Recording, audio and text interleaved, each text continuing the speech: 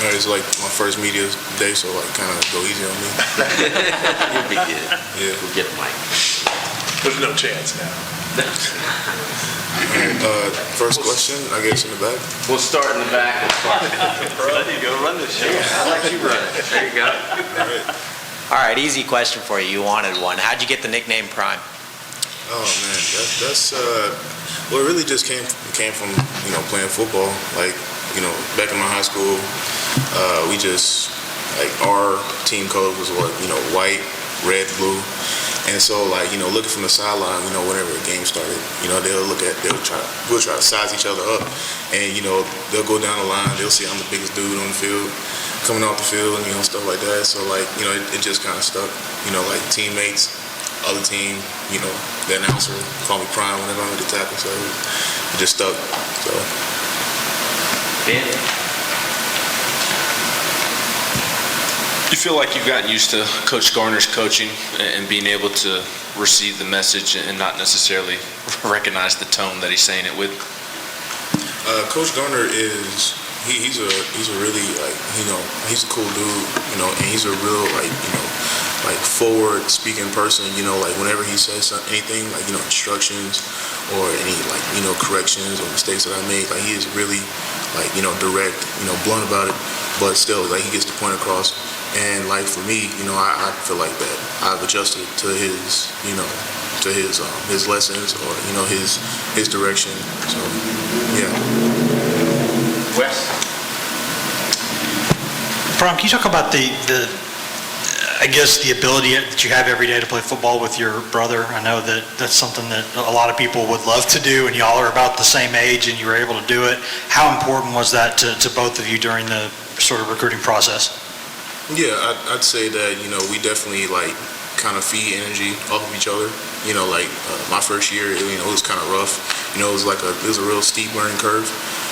But once he hopped on, we just, we roomed together and everything too. So it's just basically back at home, we playing, football throughout the week and stuff like that. So it's really good.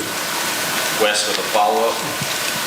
I guess when you look at your career, your production for the past few years, what's been the thing that you're trying to add to your game now to take it to another level? I'm sure it's not just one thing, but what are the couple of things that you've been working on to kind of take the next step?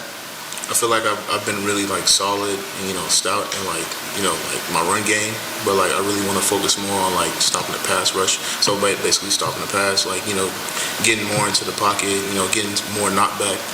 And making sure that, whenever there's times situations where draw screens that I'm able to read it properly, and attention to detail. So being able to diagnose the offensive, play and stuff like that. So, yeah. Vince, then Eric. Kurott, can you recall your first start in a Tennessee uniform after being in the program and fighting your way up for a while? Can you recall on that and what was running through your mind? First, you mean first game? Your first start. First time start. you got a chance to start for Tennessee. I'd say basically getting your cherry pop. Ain't no other way to say it. Just especially playing D-line, it's nothing but trench warfare, out there and with the crowd, buzzing in your head, you trying to line up, stay focused, get the call, it's like fireworks, in your face all the time.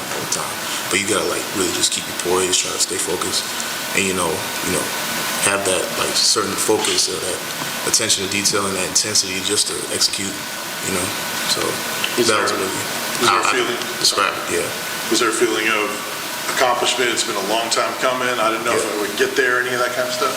It's really just the start of a new chapter, playing in the SEC. When I first stepped on the field as a starter, it's just the beginning of a new, chapter of my book. Eric in the back. As an older guy, seeing the journey and the process that a guy like Bryce Enos has taken to kind of get where he is now, what have you seen from him in terms of him getting better and putting himself in a position to play? Well, I feel with a lot of us, D-line, we need to focus more on like just, attention to detail, as every, player on the football team. But I feel like, with us, just that,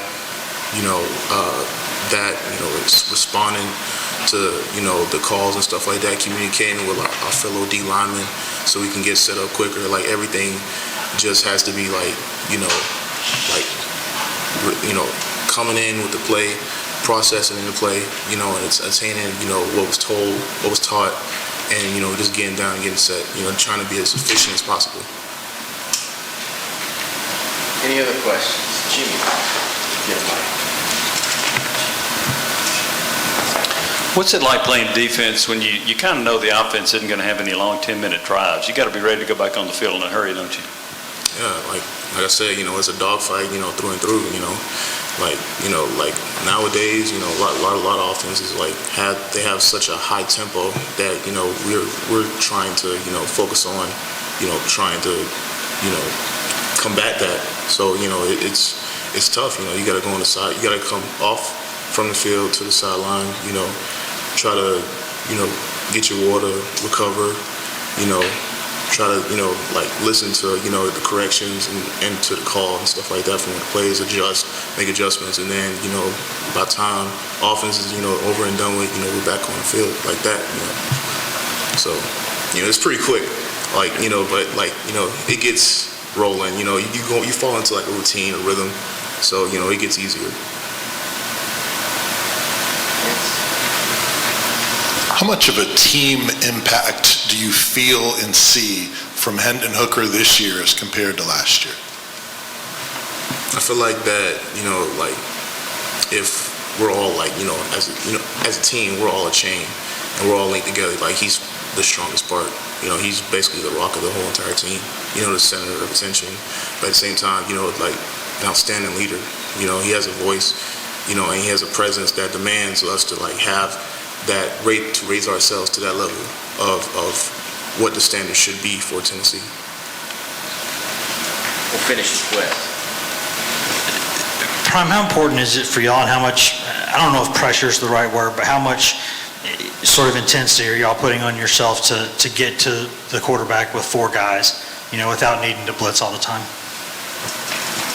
Well, Coach Garner really stresses that, penetration, all the time, whenever we're just running, stunts and stuff, that's really on our minds, trying to get that penetration along with knockback, pushing, pressing the pocket as much as we can, just to stress that quarterback out.